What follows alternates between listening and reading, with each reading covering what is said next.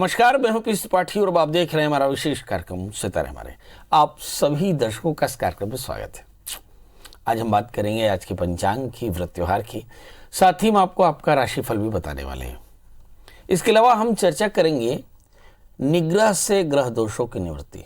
जी, हमारे सनातन में एक ऐसा विधान भी है जिसके चलते हम अपने इंद्रियों पर निग्रह करके सभी पापों पर नियंत्रण कर सकते हैं और साथ में सभी प्रकार के सत्कर्म कर सकते हैं।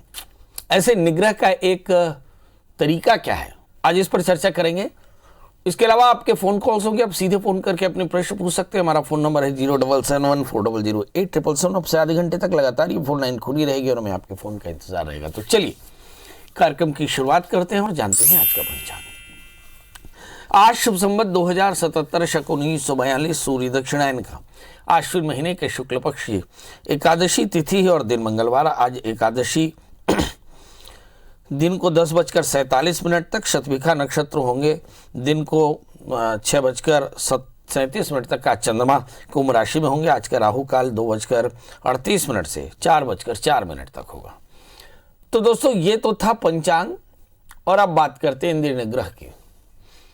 5 ज्ञानेंद्रियां, 5 कर्मेंद्रियां, मन बुद्धि चित्त अहंकार अंतःकरण, इन 11 तत्वों का नियंत्रण निग्रह ही एकादशी का व्रत कहलाता है। कहता है एकादशी का व्रत करने से सभी पापों की निवृत्ति होती है। तो आश्विन महीने के शुक्ल पक्ष की एकादशी को पापांकुशा एकादशी कहते हैं, जिसमें विधि पूर्वक भगवान पद्मनाभ की पूजा करनी चाहिए। ये एकादशी जो है सभी प्रकार से मनवांक्षित लाभ को प्राप्त कराने वाली है और मनुष्य को बहुत दिनों तक कठोर तप से जो फल मिलता है वह भगवान गरुड़ध्वज को नमस्कार करने से प्राप्त हो जाता है। जो लोग ज्ञान जानकर अनजान में अनेक प्रकार के जो पाप करते हैं वो भगवान को प्रणाम करने मात्र से दूर हो जाते हैं। विष्णु के नाम संकीर्तन से संसार के सब तीर्थों का पुण्य मिलता है। शास्त्र में लिखा है कि नाम संकीर्तनम यस्य सर्व पाप प्रणाशनम प्रणामो दुख शमना तन नमामि हरिम परम। तो जो भगवान धनुर्धारी विष्णु की शरण में जाते हैं उन्हें कभी यम की यात्रा नहीं भोगनी पड़ती, कष्ट नहीं भोगना पड़ता, सब प्रकार से सिद्धियां मिलती हैं। बड़ा प्रश्न ये है कि करना कैसे चाहिए। कहते हैं दशमी को समय पर आहार ले लें और एकादशी के प्रातः काल सूर्योदय से पहले उठ जाएं। उठ करके स्नान करें, स्नान कर सूर्य को अर्घ्य दें। फिर इसके बाद अपने श्रद्धा के साथ फूल तोड़ करके और अपने भगवान ठाकुर जी की पूजा करने के लिए तैयारी करें। पूर्वाभिमुख बैठ करके अपनी पूजल स्थल में चौक बनावें। चौक बना करके एक पट्टे पर सुंदर पीला वस्त्र स्थापित करें। वहाँ गौरी गणेश कलश नवग्रह षोडश मातृका के स्थापित करें और फिर उसके बाद वहाँ पर भगवान नारायण की मूर्ति स्थापित करें, पद्मनाभ की मूर्ति स्थापित करें और फिर षोडशोपचार से सभी देवताओं की पूजा करके पद्मनाभ का अभिषेक करें। अभिषेक करके पंचामृत के तीन चम्मच जल ग्रहण करें, भगवान का चरणामृत ग्रहण करें। षोडशोपचार से भगवान की पूजा करके पंजीरी का प्रसाद लगावें। इसी दिन लगे तो आप सत्यनारायण की कथा भी कर सकते हैं, अच्छा रहेगा। और फिर दिन भर ओम नमो भगवते वासुदेवाय इस मंत्र का जप करते हुए और फिर रात्रि जागरण करें, भजन कीर्तन करें और अगले दिन सुबेरे पुनः स्नान करके फिर भगवान की पूजा करें, फिर हवन करें, तर्पण करें, याचकों को भोजन करावे, ब्राह्मणों को यथाशक्ति भोजन कराकर दक्षिणा देवे, व्रत का पारण करें।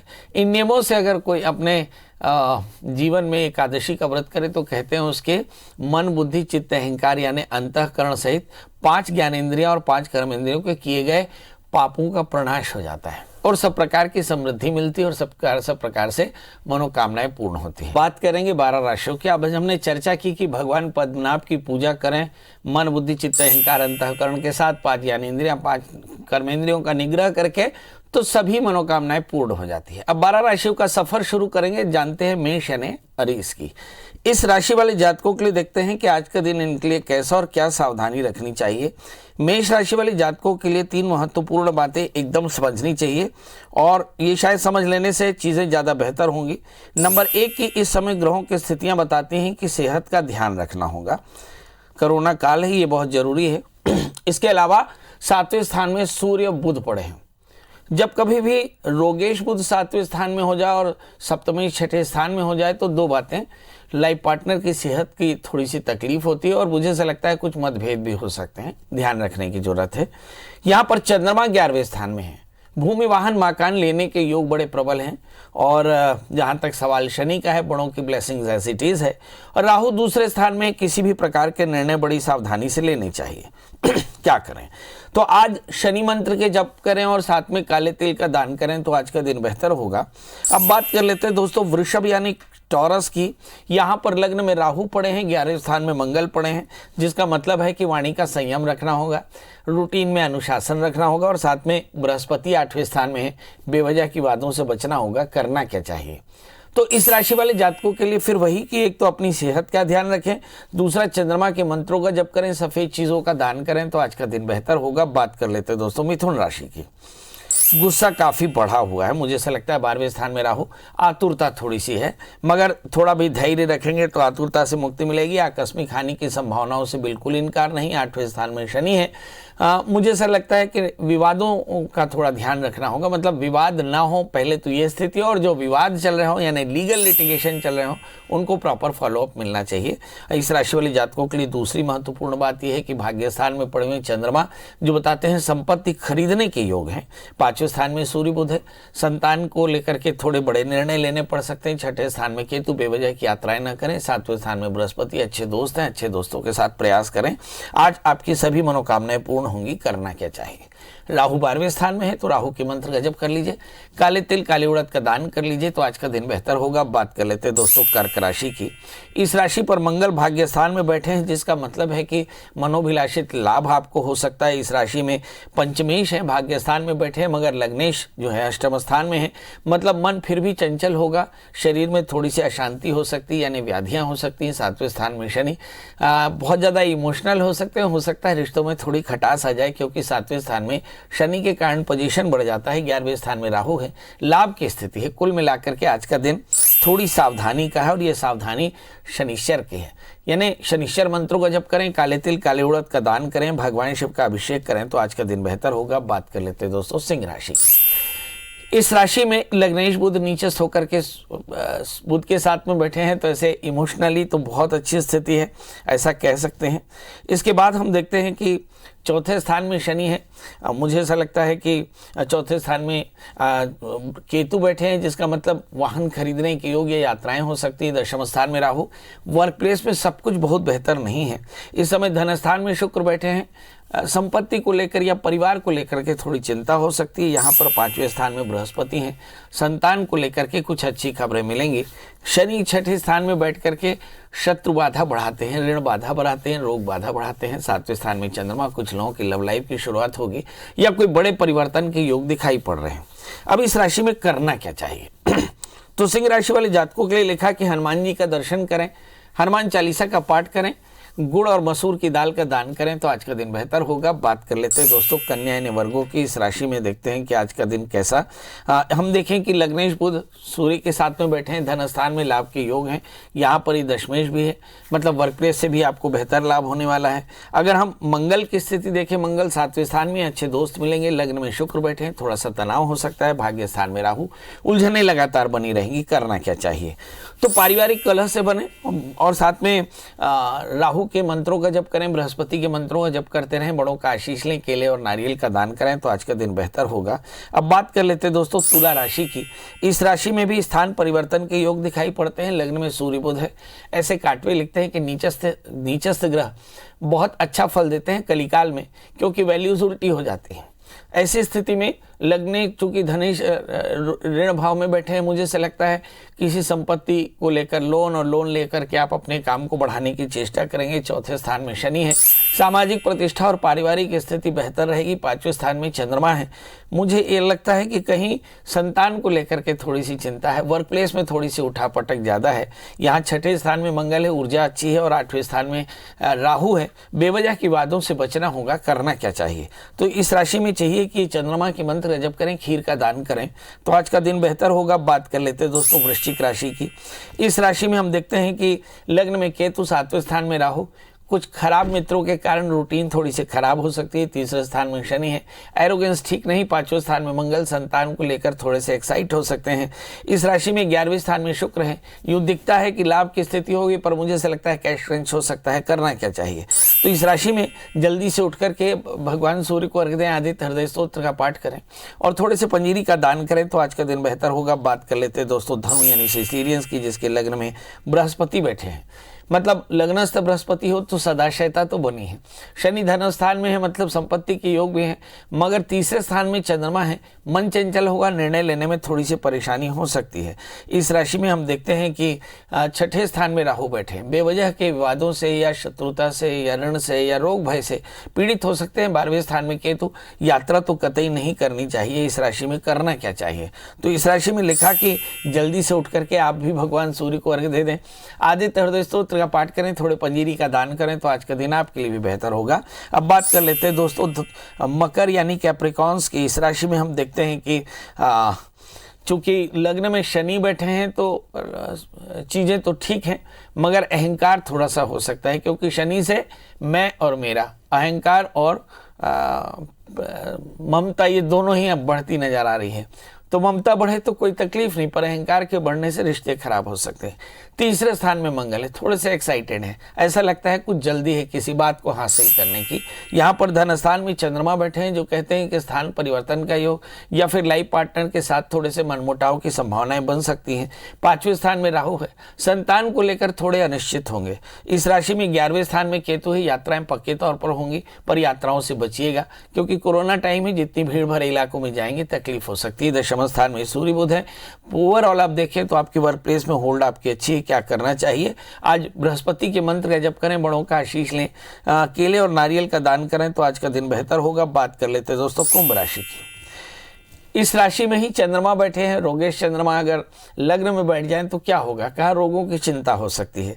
धन स्थान में मंगल है, संपत्ति का योग होगा या फिर परिवार को लेकर के चिंता हो सकती है। चौथे स्थान में राहु, अपयश की संभावनाएं बन सकती है। रूटीन में अपनी लाइफ में ट्रांसपेरेंसी रखनी होगी। 11वें स्थान में इस समय 12वें स्थान में शनि है, तो मुझे ऐसा लगता है खर्च थोड़ा सा ज़्यादा होगा। 11वें स्थान में बृहस्पति है, लाभ मध्यम होगा। क्या करना चाहिए? तो इस राशि में चाहिए कि ये चंद्रमा की चंचलताओं से बचने के लिए भगवती महामाया के दर्शन करें, घी और खीर का दान करें तो आज का दिन बेहतर होगा। बात कर लेते हैं दोस्तों मीन राशि की। इस राशि में संतान को लेकर के कष्ट दिखाई पड़ता है, कारण कि लग्न में मंगल है और इस समय जो पंचमेश चंद्रमा है वो कुंभ राशि के होकर 12वें स्थान में, तो संतान को लेकर थोड़ी चिंता होती है, अनिश्चितता होती है। लग्न में मंगल है, अच्छी ऊर्जा के साथ प्रयास करना चाहिए, मगर एक और बुराई है, तीसरे स्थान में राहु है। फैंटेसी ज़्यादा है, मगर लग्न में मंगल है, अगर फैंटेसी को एग्जीक्यूट किया तो लाभ बहुत बढ़िया हो सकता है। 7वें स्थान में शुक्र पड़े हैं, तो इस राशि में बहुत ज़्यादा विषय वासना की इच्छा ज़्यादा होगी और इसके चलते थोड़ी सी तकलीफें आ सकती हैं। 8वें स्थान में सूर्य बुध है, लाइफ पार्टनर की सेहत अच्छी नहीं है, साथ में मनमुटाव भी हो सकता है। करना क्या चाहिए? तो चंद्रमा की मंत्र का जप करें, खीर का दान करें, भगवान शिव का पूजन करें तो आज का दिन बेहतर होगा। तो दोस्तों ये तो था मेष से लेकर मीन का हाल। अब हमारे साथ अगली कॉलर हैं सीमा। सीमा जी, आपका बहुत बहुत स्वागत है, बताइए क्या जानना चाहते हैं? हाँ जी पंडित जी, मैं अपने ब्रदर के बारे में जानना चाहती हूँ जी। उनकी डेट ऑफ बर्थ बता दें। हाँ जी, उनकी डेट ऑफ बर्थ है 21 दिसंबर 1971 और समय बता दें। समय है शाम के 6 बजे चंडीगढ़ में। 6 बजे? हाँ जी, 6 बजे चंडीगढ़ में। अच्छा, क्या जानना चाहती हैं? हाँ जी पंडित जी, इनके लिए ये साल तो कुछ खास नहीं रहा, कोई काम नहीं बना, कुछ भी कोई काम हमारा चला भी नहीं, प्रॉपर्टी का काम है। तो अगला साल इनके लिए कैसा रहेगा पंडित जी, उनकी हेल्थ के लिए और उनके कारोबार के लिए? चलिए, इस साल तो मुझे लगता है कि सारी दुनिया का ही ठीक नहीं चला है ना। कोई सितंबर से ही पिछले साल परेशानियां शुरू हो गई थी। बहरहाल इनका जन्मलग्न मिथुन है और इनकी जो राशि है वो मकर है। जैसे ही 20 नवंबर आएगा, मुझे ऐसा लगता है अप्रैल 20 नवंबर के बाद जैसे ही इनका ट्रांजिट शुरू होगा बृहस्पति का, और जैसे ही बृहस्पति का ट्रांजिट शुरू होगा 4 महीने के अंदर इनके सारे काम बन जाएंगे। बड़ा प्रश्न ये है, इनकी शादी करनी हो तो शादी से पहले अर्क विवाह करा लें, करियर के लिए इनको यदि कोई स्टैंड लेना हो, यदि ये बाहर जाना चाहते हो तो पासपोर्ट लगा दे, वीज़ा के लिए अप्लाई कर दे। अभी शनि की महादशा में बुध का अंतर चल रहा है और ये इनके लिए काफ़ी फेवरेबल है। इन्हें नवंबर 2020 से लेकर के और अप्रैल 2021 तक समय इनके लिए बहुत अनुकूल है। भगवान ने चाहा तो आने वाले 4 महीनों में इनकी सारी मनोकामनाएं पूर्ण होंगी। करना क्या चाहिए? इन्हें चाहिए कि ये तिल के लड्डुओं का दान करें, कम से कम 1 किलो 1.25 किलो, खासकर शनिवार के दिन, और एक 4 कैरेट का ओपल, 4 कैरेट का जामुनिया धारण करें तो परेशानियां दूर होंगी। जी प्रीति जी, आपका बहुत बहुत स्वागत है। बताइए क्या जानना चाहते हैं? प्रणाम पंडित जी। जी एकदम प्रणाम। पंडित जी, मुझे अपने नौकरी के बारे में पूछना था। जी बताएं, नौकरी के बारे में क्या जानना चाहते हैं? पंडित जी, मुझे सरकारी नौकरी मिलेगी कि नहीं मिलेगी, और कब तक मिलेगी, और किस सेक्टर में मिलेगी? अपनी डेट ऑफ बर्थ बता दे बेटा। 2 जून 1992। 2 जून? जी, 2 जून 1992। समय? 9 से 10 के बीच सुबह। और जन्म स्थान? जन्म स्थान बिलासपुर। बेटा पढ़ाई क्या किया आपने? जी मैंने एमकॉम किया है। बहुत सुंदर, एमकॉम किया हुआ है और आप चाहती हैं कि अच्छी नौकरी मिल जाए। जी। अब सवाल ये, नौकरी मिलेगी कहाँ? Jupiter makes man the custodian of the others money. Finance पढ़ा तो फाइनेंस में ही नौकरी मिलने वाली है, क्योंकि भाग्येश धन स्थान में बैठे हैं। You will be a good consultant. तो मुझे ऐसा लगता है बैंक इंश्योरेंस में आपको ट्राई करना चाहिए, SBI बैंक प्रोबेशनरी के लिए आपको ट्राई करना चाहिए। अब बड़ा प्रश्न है कि क्या इस साल नौकरी लग जाएगी? तो मुझे ऐसा लगता है कि अप्रैल 2021 के बाद आपकी नौकरी लगने के योग बड़े प्रबल हैं। इस समय प्रयास करना चाहिए। कोई बुराई आपकी ज़िंदगी में? जी हाँ, जनवरी 2021 के बाद शुक्र की अंतर्दशा चलेगी, जहाँ प्रयास करना कठिन होगा, तनाव बहुत ज़्यादा होगा। उस स्थिति में आपको 2 काम करना। अपनी आध्यात्मिक एकाग्रता को बनाए रखने के लिए नियमित नवारण मंत्र ओम ऐं ह्रीं क्लीं चामुंडाय विच्चे, इस मंत्र का इस तरह जाप करना, और साथ में नित्य वर्कआउट करना, थोड़े से स्किपिंग कर लेना, और थोड़ा सा 1 मुट्ठी चीनी का दान करना। ये काम अगर आपने नियमित किया तो आप देखिए नौकरी भी लगेगी और आपकी सभी मनोभिलाषाएं पूरी होगी। जी, और हमारे साथ फिर सीमा जुड़ चुकी हैं। सीमा जी, आपका बहुत बहुत स्वागत है। बताइए क्या जानना चाहते हैं? प्रणाम पंडित जी। प्रणाम पंडित जी। जी प्रणाम, जोर से बोलिए सीमा जी। जी पंडित जी, मैं अपने चाचा के लड़के के बारे में पूछना चाहती हूँ। उनका चाचा के लड़के के बारे में पूछना चाह रही हूँ। हाँ, उनकी डेट ऑफ बर्थ बताएं। उनका डेट ऑफ बर्थ 4 दिसंबर सन 1984। 84? जी। और समय? और समय सुबह 8 बजे, और स्थान बिलासपुर। जी बताइए क्या जानना चाहती हैं? जी, उनका शादी कब तक होगा? इनकी शादी कब तक होगी? बहुत सुंदर, चलिए आइए देखते हैं शादी कब तक होगी। उनका जन्म लग्न धनु है, राशि उनकी मीन है, सप्तमेश बुध लग्न में बैठे हैं, शनि से आक्रांत है। प्यार हुआ, इकरार हुआ तो प्यार से फिर क्यों डरता है दिल। मुझे ऐसा लगता है कि ये किसी लड़की से प्यार करते हैं और उसके प्यार में परिवार की बाधा है। शादी से पहले एक छोटा सा अर्क विवाह कराएं। जिस दिन अर्क विवाह कराएंगे उससे 6 महीने के भीतर शादी हो जाएगी। याद रखिएगा, अर्क विवाह शनिवार, रविवार या हस्त नक्षत्र में नांदीमुख श्राद्ध के साथ में कराए जाते हैं। अब अर्क विवाह का प्रकरण एक किताब है, कर्मठ गुरु नाम की किताब में आपको मिलेगा। तो वो कर्मठ गुरु की किताब का अनुसरण करते हुए अर्क विवाह कराइए, निश्चित तौर पर इनकी सारी मनोकामनाएं पूर्ण हो जाएंगी। याद रखिए, शनि की बाधा है, जब तक अर्क विवाह नहीं कराएंगे तब तक शादी में परेशानी रहेगी। जी, तो आज हम चर्चा कर रहे थे कि एकादशी का व्रत सबकी मनोकामनाएं पूर्ण करता है, और एकादशी का व्रत इंद्रिय निग्रह का उपदेश करता है। और इन दिनों में कोरोना काल में हमने खूब इंद्रिय निग्रह किया। बाहर का चाट नहीं खाएंगे, बाहर का जूस नहीं पिएंगे, लोगों से कम मिलेंगे, आहार का संयम रखेंगे, काम करते रहेंगे, अपने अंदर स्वाध्याय करते रहेंगे। तो हमने ग्रंथों का पाठ किया, नाम संकीर्तन किया, जीव सेवा की। बस यही एकादशी का व्रत है। अगर यही व्रत जीवन भर चलता रहे तो ऐसा कह सकते हैं कि जीवन में सब प्रकार की सफलता मिलेगी, ऐसा मेरा मानना है। अब आपसे विदा लेने का समय, फेसबुक लाइव के भी विदा लेने का समय। हमारे साथ बहुत सारे दर्शक फेसबुक लाइव में जुड़े हैं। सुशील चंद्र ओझा, संजय शर्मा, ऐसे सभी लोगों को मेरा जय जोहार। भगवान आप सबको सुखी रखे, आपकी सभी की मनोकामना पूर्ण करे। अब आपसे विदा लेने का समय, जाते जाते वही एक बात कि आप अपना ध्यान रखें, अपने अपनों का ध्यान रखें, खूब स्वस्थ रहें, अच्छा खाएं, अच्छा पिएं और सबसे मिलते रहें। कल हम फिर मिलेंगे किसी नए विषय के साथ, तब तक मुझे दी इजाजत, नमस्कार।